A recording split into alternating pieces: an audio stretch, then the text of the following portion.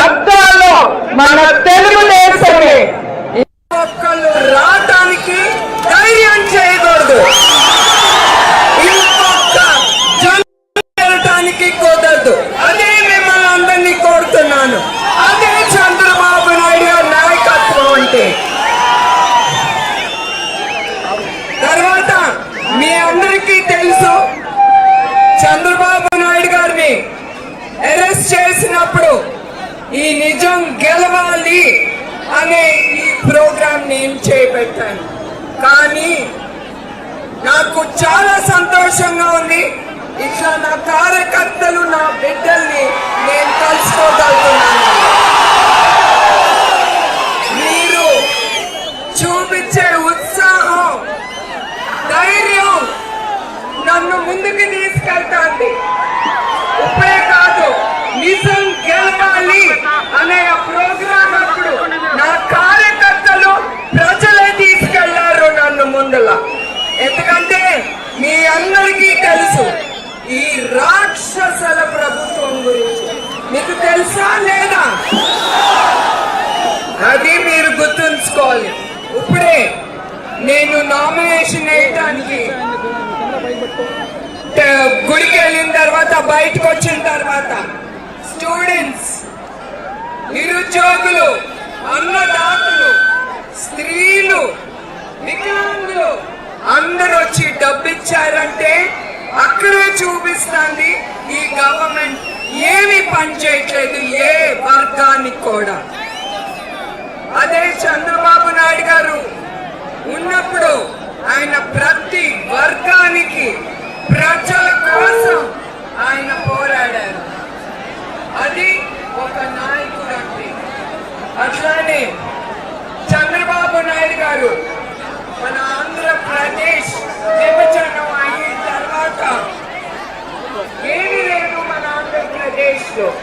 5 సంవత్సరాలు ఆయన చాలా కష్టపడి మీకోసం, ప్రజల కోసం, మన రాష్ట్రం అభివృద్ధి కోసం ఆయన ఎప్పుడు నిద్రాహారాలు మానేసి ప్రజల కోసమే ఆయన పనిచేశారు. ఎందుకు? ప్రజలు మన రాష్ట్రం నంబర్ 1గా ఉండాలి యావత్ భారతదేశంలో. అది ఆయన కోరుకుంది.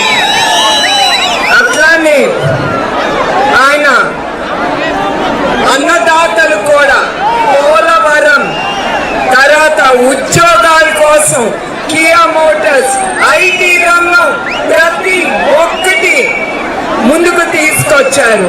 పరిశ్రమలు కూడా ఆయనను నమ్మి ఏమి లేని మన ఆంధ్ర రాష్ట్రంలో పెట్టుబడి పెట్టడానికి వచ్చారంటే అది ఆయన నాయకత్వం మీద నమ్మకం.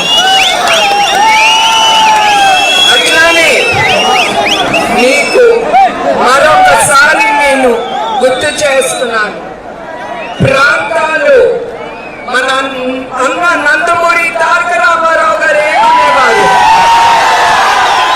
ప్రాంతాలు వేరైనా, ప్రజలు వేరైనా, మతాలు వేరైనా, మనందరం ఆంధ్రలో. అవునా కాదా?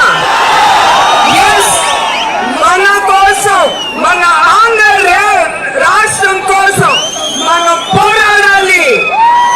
ఈ జరిగే అన్యాయాన్ని, రాక్షసుల్ని అరగొట్టాలని మిమ్మల్ని అందరినీ కోరుతున్నాను. ప్రజలందరినీ, యావత్ ఆంధ్రప్రదేశ్ ప్రభుత్వం అందరినీ. అట్లానే మన కార్యకర్తలు చాలా మందిని కత్తి తీసి నడి రోడ్లో చంపేశారు. ఒక్కళ్ళు కాదు, ఇద్దరు కాదు, చాలా మంది మన తెలుగుదేశం కార్యకర్తలు. అట్లానే మన ప్రజలు వాళ్ళని కూడా చంపేశారు. దేనికోసం? వాళ్ళు మీకోసం కాదు, వాళ్ళు డబ్బు కోసం. డబ్బు డబ్బు డబ్బు, దానికోసం ప్రజల్ని కూడా నాశనం చేసేశారు. మీ బ్రతుకులో అంధకారం దించేశారు. రాక్షస పాలన తీసుకొచ్చారు. రాక్షసులు ఏం చేసేవారు? ప్రజల్ని పీక్కుండనేవారు. అట్లాంటిది ఇప్పుడు ఈ రాక్షస ప్రభుత్వం వచ్చి ప్రజలందరినీ పీక్కుందింటాను. అది మీరు గుర్తుంచుకోవాలి. అట్లానే మనందరం ఒకటి